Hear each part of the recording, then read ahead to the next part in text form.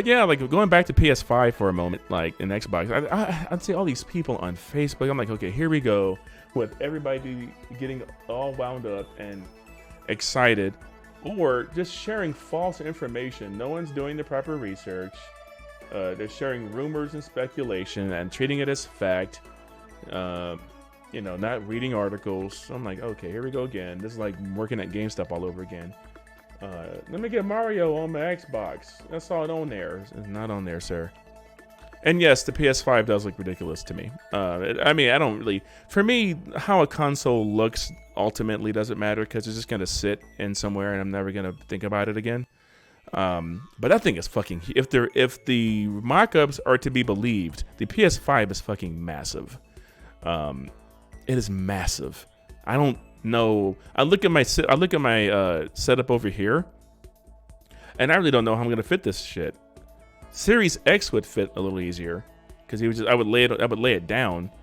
But then if the PS5 is bigger than a Series X, then I don't have space for it on here on my TV stand. Like, it's crazy because it also would have to lay down. I know they're trying to like make it look like this futuristic, sleek thing that catches the eye of people who walk into a living room.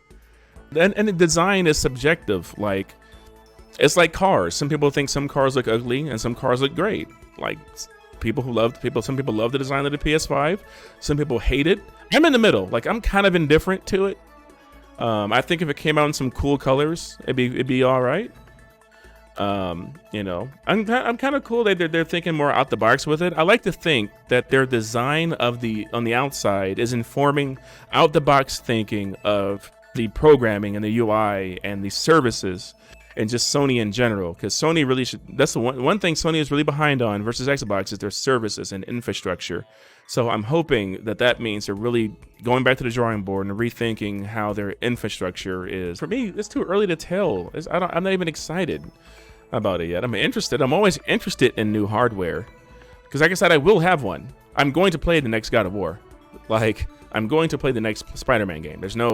I'm gonna have a PS5. I'm playing these exclusives. Like, I'm gonna get a Switch Pro whenever it comes out, right? I'm gonna have a Series X. Granted, Series X is the one where that's the one I really don't know if I should get or not, just because that truly will be, I'll have everything, it would all be on PC.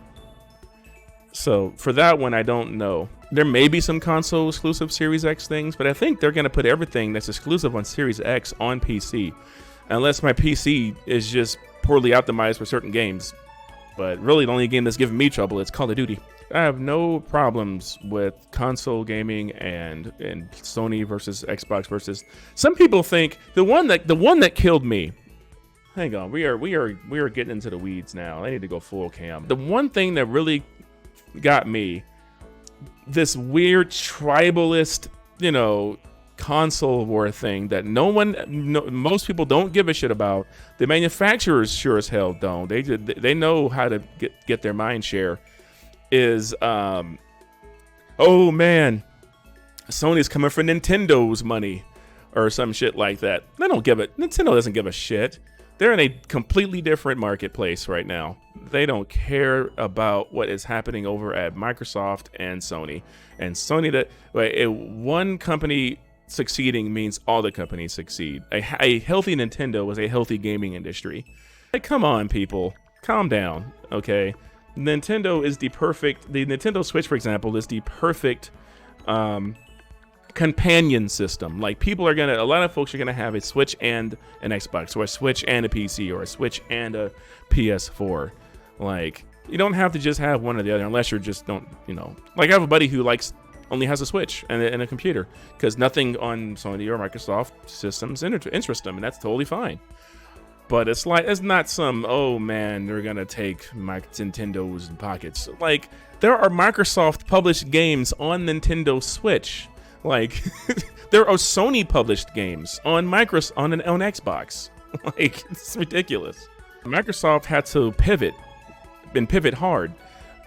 Since they had such a hard time with this past console generation, they had to really do everything in their power to kind of switch that around and gain positive mind share back, goodwill back from fans. And to do that, you do crossplay. You publish your games in other places.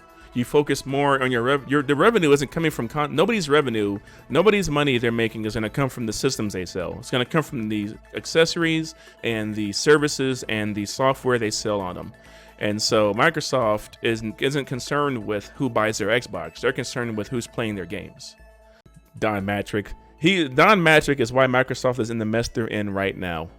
All these years later, Don Matrick screwed them so hard. And Phil Spencer has been the one trying to turn it around, trying to steer the ship away from the iceberg. Microsoft has me the most interested because they have something to actually prove. Like Sony is coming in off this wave of success, so they're just riding this wave of success, whereas Microsoft has to actually buckle down and come up with new strategies as to how they're gonna get goodwill back from fans to buy their stuff again. And that means they've already said they know, we didn't have enough exclusives, and so I want to know what the result of buying all these studios was. I want to know what the initiative's working on. I want to know if Fable is real, because I think Fable is real. I think the people who worked, I think Turn 10 is working on Fable. And I would love to see a new current gen Fable with a budget and promises fulfilled and this amazing thing. I think they really have to dip into their previous IPs that they have this huge war chest of, and then work off nostalgia with old IPs, reinvent your current IPs. You need to take Halo and Gears and just completely God of War that shit. Like, they need to come at them from a different angle and totally make them something special. Like, I would love to see a Gears game that takes place from the perspective of someone that's not a soldier. Like, do a Gears game that's more like a survival horror game where you are a regular ass person trying to survive through locusts or something. And you're not some big burly soldier with a gun. Like, you've got to try to sneak past or something. Just do something different.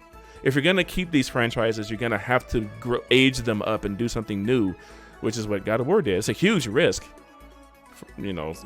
But like, a lot of folks see Gears 5 and are like I played through all the Gears games for the first time last year, and I thought they were all amazing. But I can see how people could think they're samey.